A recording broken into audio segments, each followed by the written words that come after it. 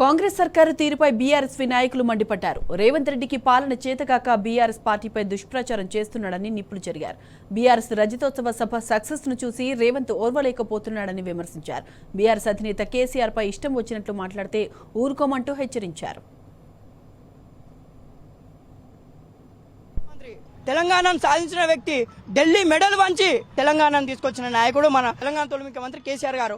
అలాంటి నాయకుడిని పట్టుకొని ఈ రాష్ట్ర ముఖ్యమంత్రి సిగ్గులేని దద్దమ్మ ఈ యనమల రేవంత్ రెడ్డి గారు ఇష్టానుసారంగా మాట్లాడుతున్నాడన్న. అంటే ఈరోజు కేసీఆర్ గారు నీ పేరు తీయలే అని కేసీఆర్ గారు 24 గంటలు నిన్ను తలుసుకోవాలన్న. కేసీఆర్ గారు ఈరోజు నువ్వు ఎన్నికల ముందు ఏం హామీలు ఇచ్చినావు, నీ మేనిఫెస్టో తీసుకొచ్చి నీ ఒకసారి కళ్ళ ముందు పెట్టుకొని చదువు మిస్టర్ రేవంత్ రెడ్డి. ఈరోజు విద్యార్థులకు స్కూటీలు అన్నావు, 2,500 రూపాయలు అన్నావు, ఈరోజు ఫీజు రీఎంబర్స్మెంట్ అన్నావు, ఈరోజు 2 లక్షల ఉద్యోగాలు అన్నావు. ఇంతవరకు 2 లక్షలు ఊసేలేదు, ఫీజు రీఎంబర్స్మెంట్ ఊసేలేదు.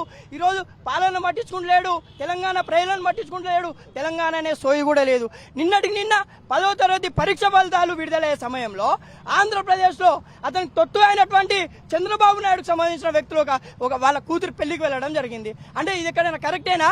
అంటే ఈ రాష్ట్రాన్ని పట్టించుకోడా? ఆంధ్ర నాయకులే ముఖ్యమా? ఈరోజు నిజాం కళాశాల బీఆర్ఎస్వి ఆధ్వర్యంలో ఈరోజు ముఖ్యమంత్రి ఈ రబ్బర్ శ్యామ్ రేవంత్ రెడ్డి గారి దుష్మోదానం చేయడం జరిగింది.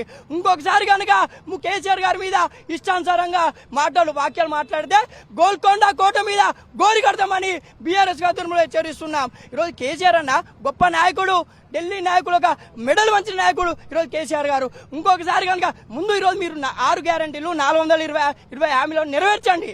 కాంగ్రెస్ పార్టీ నాయకులు కానీ ఈ రాష్ట్ర ముఖ్యమంత్రి రేవంత్ రెడ్డి గారు కానీ నెరవేర్చిన తర్వాత మీరు విమర్శలు చేయండి. ఈరోజు మీరు 6 గ్యారంటీలు ఊసేలేదు, 420 హామీలు ఊసేలేదు, పాలన పక్కబెట్టిలు, ప్రజలను పక్కబెట్టిలు, ఇష్టానుసారంగా ఈరోజు పోలీసులను మీ దగ్గర పెట్టుకొని ఇష్టానంగా వివరిస్తున్నారు. ఈ రాష్ట్ర ముఖ్యమంత్రి హెచ్చరిస్తున్నాం, మరోసారి కనుక ఈ రాష్ట్ర తొలి ముఖ్యమంత్రి కేసీఆర్ గారిని ఇష్టానుసారంగా మాట్లాడితే ఊరుకునే ప్రసక్తి లేదని ఈ సందర్భంగా హెచ్చరిస్తున్నాం. సిగ్గుశరం లేని మన సీఎం రేవంత్ రెడ్డి గారు నిన్న 10th విద్యార్థులంతా రిజల్ట్ కోసం, వాళ్ళ భవిష్యత్ కోసం వెయిట్ చేస్తూ ఉంటే ఇతను మాత్రం ఆంధ్ర పెద్దల పెళ్లిళ్లకు పోయి దాన్ని పోస్ట్పోన్ చేయడమే కాకుండా అదే వేదికపై మాట్లాడాల్సిన మాటలు కాదు ఇవి.